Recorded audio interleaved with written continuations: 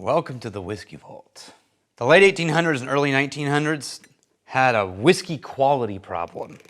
There weren't enough things regulating whiskey, and that meant that it was the heyday of rectifiers. I am Daniel Whittington, Chancellor of Wizard Academy and Whiskey Marketing School. We're going to talk about, be careful who your bedfellows are. Such an old term. There were, a lot of companies making very legitimate whiskey with names that you would recognize today. And there were just as many or more people sort of creating neutral alcohol and adding in all kinds of stuff to flavor, all kinds of stuff, and then labeling it as whiskey. Completely false. There's just no regulation around it.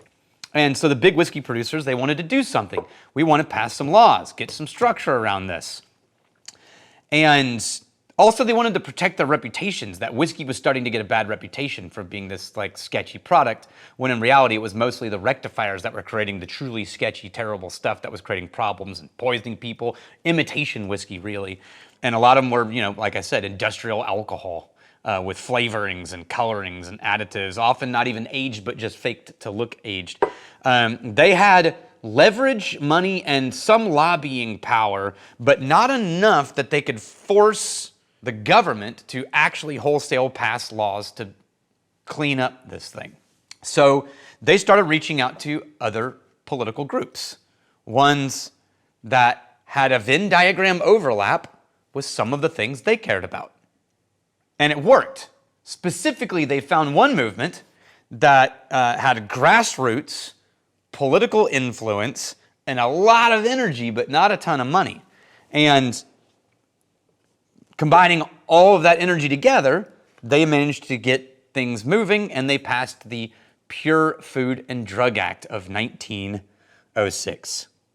As far as the whiskey industry was concerned, it involved labeling and purity laws on what you could call whiskey, and that act defined the standards. It allowed the government to regulate and enforce what was and wasn't whiskey. It ended the sale of most of the fake adulterated products completely. But the problem wasn't that. That was a win. The problem was who they partnered with to accomplish it. First, let's drink some Wild Turkey 101. I love this whiskey because to me, it's a classic bourbon. I think of over and over and over when someone says, what's one bourbon that will never fail you, you will always enjoy, it's truly classic and representative of everything that you mean when you mean American bourbon, American whiskey.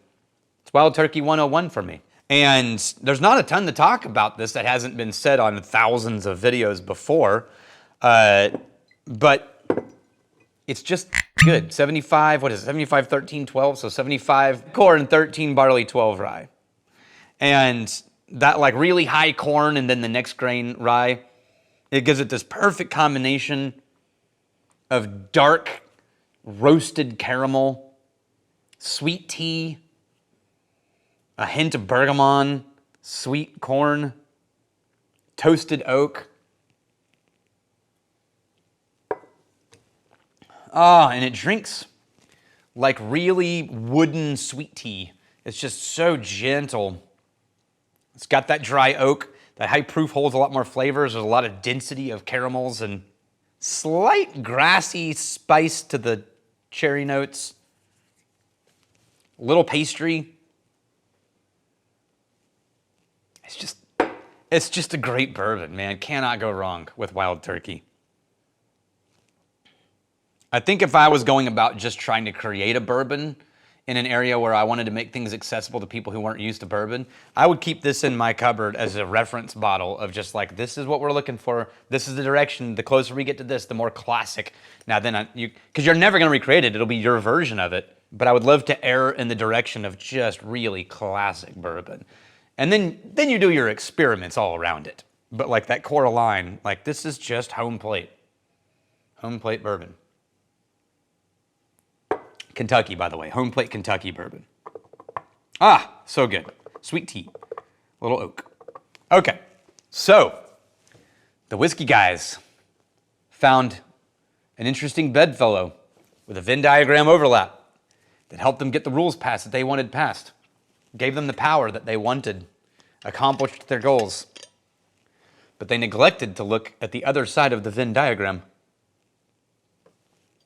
because I thought, oh, they saw the other side of the Venn diagram. There's no way. And that's because the group they partnered with was the American temperance movement. Now, the temperance movement had more goals than just alcohol. It wasn't just let's stop drinking. That was the primary driver. But they were also fighting for women's rights, child labor laws, better workplace conditions. Remember, this is the era of Sinclair's The Jungle and the modern industrialization of America, manufacturing, where work hours were non-existent, child labor was insane, people were dying.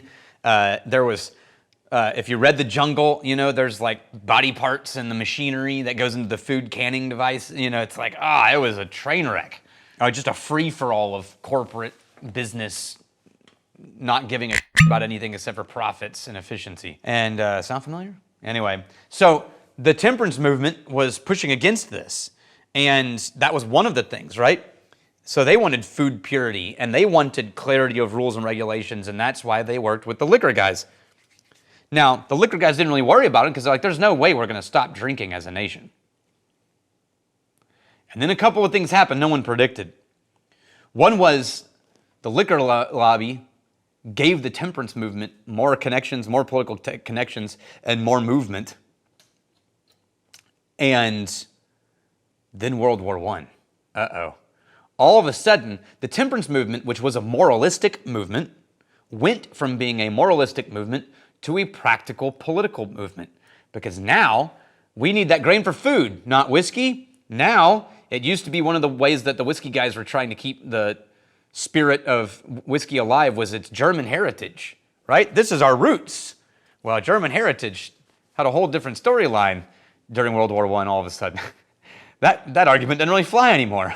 So all of a sudden, it became a practical consideration for like prohibition and temperance. And that final nail in the coffin was what swept through, and within a few years of World War I beginning, now we've got the prohibition movement, right? So the liquor lobby partnered with these guys, gave them more power, some world events coincided.